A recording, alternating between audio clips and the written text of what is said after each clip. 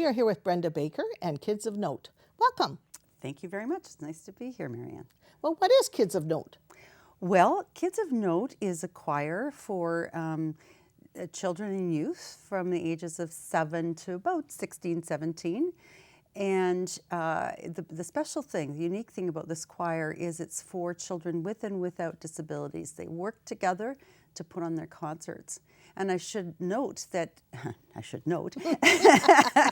that there's also an older choir that grew out of Kids of Note, because we've been around now for 12 years. Okay. And so about 4 years after Kids of Note started, which was in 2005, so say 2009, we began the notations.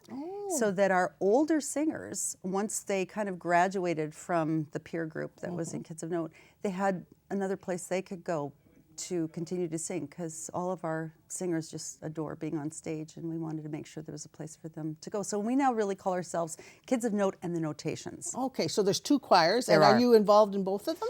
At the moment, because I'm kind of like the founding director of the program, and at the moment I'm on a bit of a hiatus from actually directing. The director of Kids of Note right now is Diane Phillips, formerly the director of the Notations. She happens to be my sister. Okay. And then we brought in, when I decided to take a little break from the directing, we brought in Jean Curry to direct the Notations, and she's famously known for her work with Solstice, the jazz vocal ensemble. And so we're just so blessed to have her leading the Notations. Come next fall, I will be going back to Kids of Note as the director, and Jean will stay on with the Notations, and my sister's going to take a break. Isn't that wonderful? And why do you think it's important to have these choirs? Well, I can tell you that our choir is unique in the world, so far as I can tell. Oh, really? Yes, insofar as it's mandated to have half the choir with identified intellectual disabilities, and the other half to be so-called typical. And of course, there are different types of choirs you can find on the internet doing all kinds of different things around performance for people with intellectual disabilities, but none of them works quite like we do. And so I'm very proud of that. And why I think it's important is that, it hardly needs to be said, but people who have intellectual disabilities have far fewer opportunities to participate in a lot of different kinds of activities, but in stage performance in particular. And so, it's important just for any marginalized group to find a niche, a place where they can be their authentic, full selves. And folks who have these kinds of disabilities, a lot of them want to be performers, just like anybody wants to be a performer. And there aren't that many opportunities. So. Well, that's why you rock, and why I wanted to have you on. That's why we rock. Well, we wanted to have you on the show because to recognize that, and that is so important, and that everyone's inclusive and have opportunities. That's right. And that is so important. So what are some of the things you do when you... Okay, well, we started off very, with sort of a general idea of what we should do, because that's now 12 years ago. And over time, we've come to a place where we now do pretty much sold out performances twice a year. We do a Christmas show, usually very end of November, early December. And both choirs work together, but they have their separate songs as well.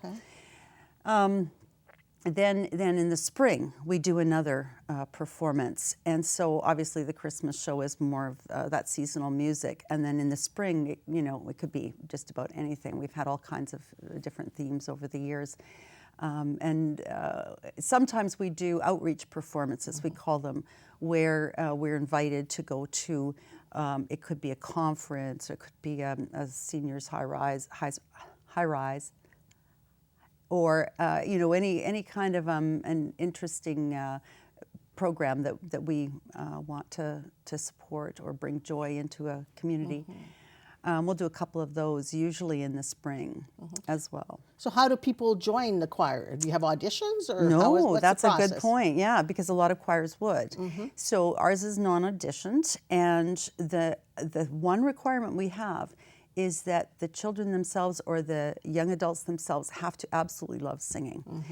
Sometimes it's the desire of the parent or the caregiver that this particular person should be in this choir, but it doesn't come, that desire doesn't come from the participant. And so that's when we've noticed that sometimes it's not as good a fit.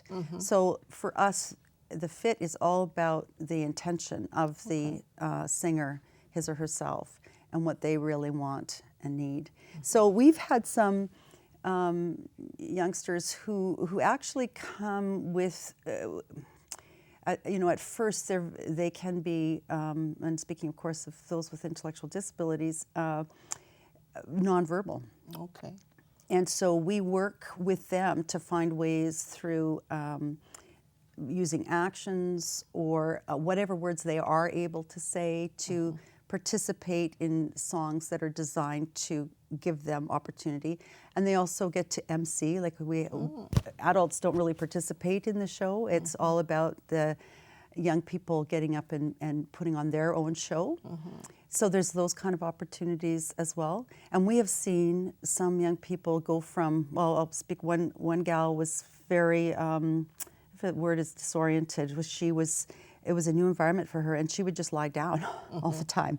And I thought, what are we going to do? Well, now she's a full participant. She stands and sings and so on. So we just give her time to get to the place where she could fully participate. And so that's what we're about, is making it possible.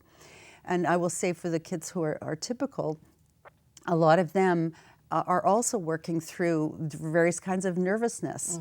And this is a very non-judgmental opportunity for them to be their best as well. And sometimes people say, isn't it nice that these typical kids can help these kids that have disabilities? It's really not like that. They all help one another, and they all grow together.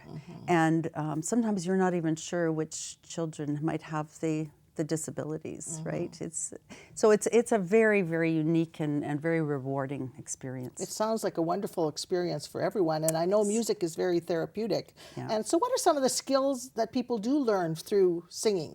Why is it so important to sing? Well, you connect to who you are when you sing. When you for those of us who are wired that way, it's really important. And beyond that, you build your confidence. If you get up on stage and you do something really well, especially when it's the first time you just nail it, and everybody gives you high fives, and we're all really excited. It is so amazing to see how these young people evolve and become, especially some of them I've seen grow over 10, 11 years, ones that have moved into the notations. And I just know that their chance to be on stage and show who they are to a great big supportive audience has made a difference in their lives, right? So it's a confidence building, but it's also that a lot of them have real talent. And we show everybody when we get up and do these performances the kind of talent that's there. And so often after the shows, I've talked to people in the audience who maybe it's their first time to see the group, and they can't quite believe it because they've come with their own sort of prejudices around what people are capable of.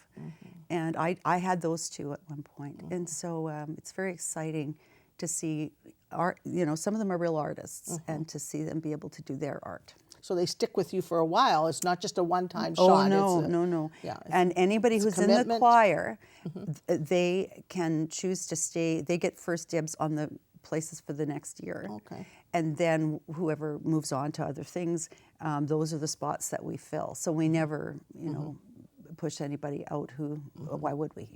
That's how it goes. So how often do you meet?